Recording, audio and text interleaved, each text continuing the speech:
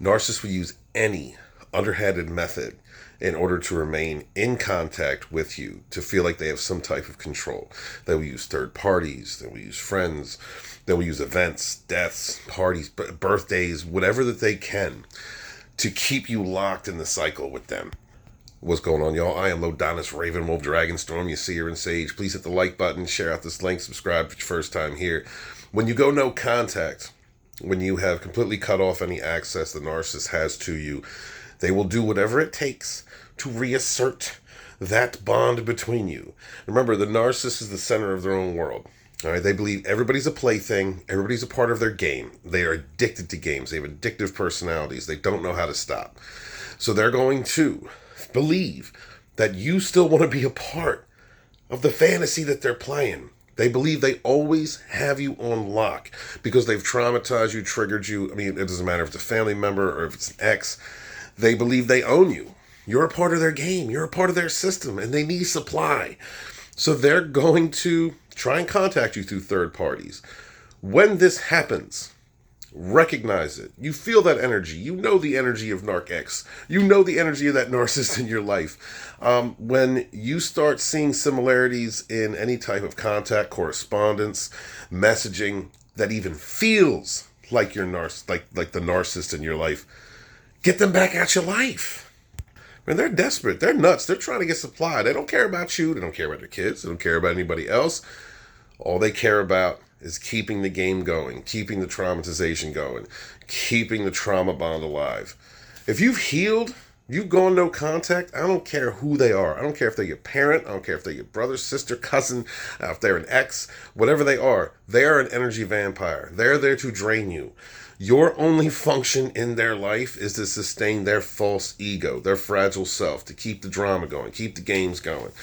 So if they try and contact you through a third party, if they try and use a third party to stay in contact with you, understand just how weak that individual is.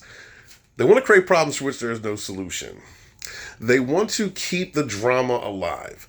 They want to keep other people traumatized. They want to keep them in their cycle of stupidity. You're not talking about the smartest people in the world. These are highly reactionary, addictive people. So when you see it, when you feel it, cut them out. It's not a loss. It is never a loss to you to get a narcissist to go away. It's never. When you go no contact, it really injures them. It really hurts them because they believe that they will always have you on lock. They believe that they're always going to have control over you, control over your life, over who you are. That hoovering hobgoblin is much weaker than you will ever be. Narcissists don't go after weak people. They go after stronger people. Narcissists go after people that make them feel and look better about themselves. Narcissists go after those also whom they are scared of, who's a person whose strength that at one point they admired, that they now can't stand. You know, once a narcissist fools you and you forgive them, once you show, oh my God, once you show that compassion, once you show forgiveness and understanding, that narcissist looks at it as a weakness. And they believe that they can play on that weakness forever. Nuh-uh. That's why healing's so important. Going no contact's so important. The narcissist understands this. They need to believe that they are the center of the universe, that their God complex is a priority, that their grandiosity is how the world sees them, even though deep down in their fragile core, they know they ain't shit. But they have to maintain that illusion. They have to maintain that delusion. Standing up for yourself, whether it's gray rocking, going no contact, just keep pushing that hobgoblin at your life, that is the most powerful move you could ever make. It reasserts who you are as a person, your control over self, your direction in life. It also shows that you respect yourself and you love yourself. When you forgive somebody over and over again for stabbing you, family, friend, ex-lover, whatever it is, when you forgive them, you're disrespecting yourself. And the narcissist knows this. The narcissist hates themselves. They loathe themselves, which is why they have to spread pain and come after other people. And they will get totally desperate. They will go into desperation mode if you've cut them off and you're done. And you have nothing more to do with them. You see them for who they are. You understand they're an energy vampire. There ain't nothing that you need in your life. There's no growth to be had there. There's no way to build anything with that person. It is always going to be lies, drama, destruction, BS. It's always going to be you being the problem because you're being abused. You being the problem because you're being lied about. It will always be the same thing over and over and over again. Understand that. Assert yourself. Stay no contact. So when that narc tries to contact you or manipulate you or play games through a third party, fly a monkey, a fake account, that's desperation. That's complete desperation. They also understand that when you are unhealed, when you're still fighting that trauma bond, that any potential contact when you are struggling to be no contact, when you are struggling not to seek closure from a person who by design is not trying to give anybody any closure. They're just trying to keep that game going. They know that they can poke and prod you. They know your triggers because they put some in you. They studied you. They studied your traumas. They studied everything about you. They know what sets you off. And they really, truly believe, and they can do it, that if they contact you through a third party, if they circumvent any kind of protection or any blocking that you've put up against that person, that they can affect you, that they can trigger you and drag you back in. And I mean, and for a lot of us, myself included, for a long time, I fell for the Hoovers. For a long time, I fell for that. Every time Narc X came back, and with the I love yous and the I'm sorries and the I'm going to move in with yous and the let's be a families and threw that poon at me, I ain't gonna lie. I fell back in.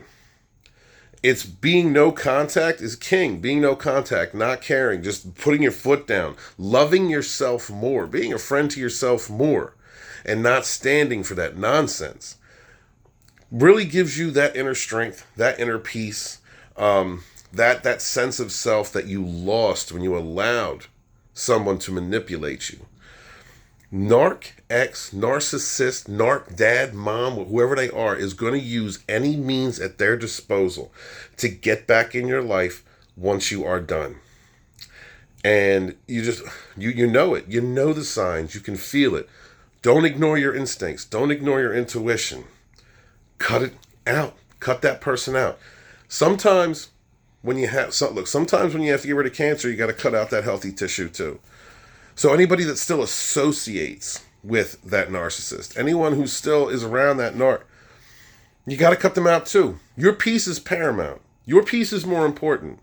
You having control over your life, over yourself, you living in happiness, you not dealing with energy vampire is totally worth more than any association, any family member, any friend that you've ever had in your life. Trust and believe when you isolate from that narcissist and you further isolate because you've acted wreck, you've gone back to your abuser, you protected your abuser, then you went off on your abuser, then you let the abuser back in, and the cycle goes over and over again. Some people just won't ever look at you the same. Some people, and it is what it is. They don't understand it. They may not understand narcissistic abuse. They may not understand the trauma. They just might not get it. So understand. Further isolate. And when you isolate to that point where you will become comfortable alone, you will eventually be comfortable alone. You don't need people. You don't need others. All you need is yourself.